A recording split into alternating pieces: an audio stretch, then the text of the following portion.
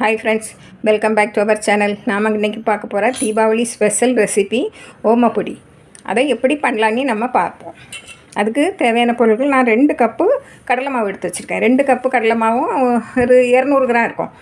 அது மாதிரி அரை கப்பு அரிசி மாவு அதையும் இதில் போட்டுருவோம். 1 டேபிள் ஸ்பூன் ஓமத்தை எடுத்து நான் தண்ணியில் ஒரு 2 மணிக்கூட ஊற போட்டு வச்சுருக்கேன். இதை நம்ம அப்படியே பிசைஞ்சு விட்டுட்டு அதில் இருக்க தண்ணியை வடிகட்டி நம்ம இதில் விட்டுடலாம். ஓமம் தான் ஓமப்பொடிக்கு தேவை. உங்களுக்கு மஞ்சள் பொடி வேணும்னா சேர்த்துக்கலாம். நான் கொஞ்சம் போல் சேர்க்கேன், கொஞ்சம் கலராக இருக்கும். அதே போல் மிளகாய் பொடியும் உங்களுக்கு தேவைன்னா சேர்த்துடுங்க, வேண்டான்னா விட்டுருங்க. கொஞ்சம் எரிப்பு இருந்தால் நல்லாயிருக்கும். உப்பு தேவையான அளவு. நம்ம இனிமேல் உப்பு தேவையான அளவு பார்த்து போட்டுடுங்க.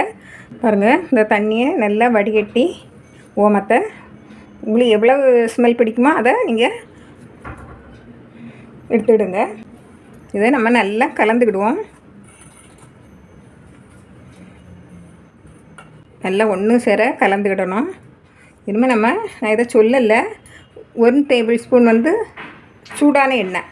பாருங்கள், 1 டேபிள் ஸ்பூன் சூடான எண்ணெய் நம்ம அடுப்பில் வச்சு நல்லா காஞ்ச உடனே எடுத்து நல்லா சூடான எண்ணெய் விடுங்க. நல்லா மொறுமொறுனி வரும். நம்ம அரிசி மாவு எல்லாம் சேர்த்துருக்கனால நல்லா மொறுமொறுனி வரும்.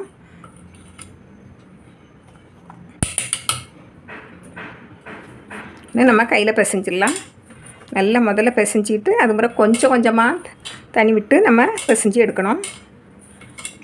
தேவையான தண்ணி விட்டு கொஞ்சம் கொஞ்சமாக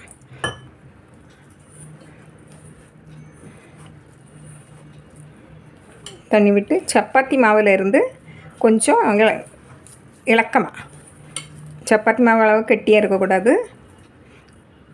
கொஞ்சம் தளர்வாக பிசைஞ்சு எடுக்கணும். பாருங்கள், இப்படி நல்லா பிசைஞ்சாச்சு. இப்படி இருக்கணும். பாருங்கள், இப்படி இருக்கணும்.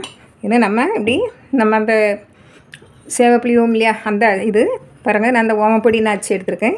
நீங்களும் இதே போல் அச்சு எடுத்துடுங்க. இதில் போட்டு நம்ம இப்போ பிழிஞ்சிடலாம்.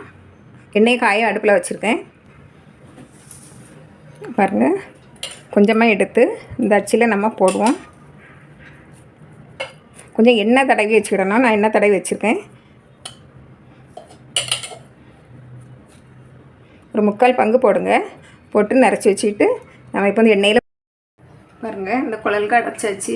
இதை நம்ம எண்ணெய் காஞ்சிருக்கானி பார்ப்போம். இன்னும் கொஞ்சம் காயணும். பாருங்கள், இப்போ நம்ம இதை பிழிஞ்சு விட்டுருவோம். உங்களுக்கு எவ்வளோ பெருசாக பிழியணுமோ அவ்வளோ பிழிஞ்சிடுங்க.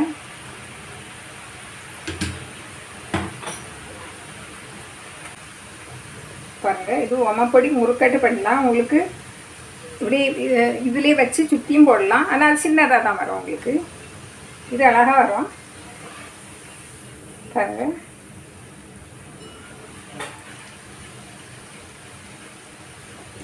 பாருங்கள், நல்லா சிவந்து வந்தாச்சு. ஏன்னா நம்ம இதில் ஒரு தட்டில் எடுத்துருவோம். பாருங்கள், இவ்வளோ அழகாக இருக்குது. நம்ம இனிமேல் கொஞ்சம் அடுப்பை குறைச்சி வச்சுக்கிட்டு அடுத்ததை புளிவோம்.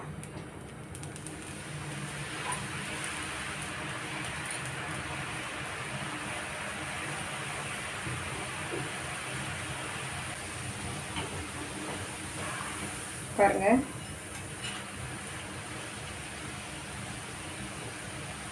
இன்னொரு பட்டு இருக்குது. அடங்கட்டு சவுண்டு வரதும் குறைச்சிட்டு பாருங்கள், இன்னும் கொஞ்சம் பாருங்கள். நம்ம இதையும் எடுத்துருவோம். பாருங்கள், இப்படி எல்லாத்தையும் நம்ம சுட்டு எடுத்துருவோம். எல்லாம் சுட்டாச்சு. பாருங்கள், இவ்வளோ வந்திருக்கு. 2 கப்பு மாவில் இவ்வளோ வந்திருக்கு. 7 முறுக்கு வந்திருக்கு. இப்படி பெருசாட்டு இதை நீங்கள் ஓமப்பொடியாட்டு பொடிச்சு சாப்பிட்லாம். இது எப்படி வேணாலும் நீங்கள் செய்துக்கலாம். நிறைய வரும். நீங்கள் 1 கிலோ மாவு போட்டு செய்தால் நிறைய வரும். உங்களுக்கு பிடிச்சிருந்தால் லைக் பண்ணுங்கள், ஷேர் பண்ணுங்கள், கமெண்ட்ஸ் பண்ணுங்கள், சப்ஸ்கிரைப் பண்ணுங்கள். தேங்க்யூ.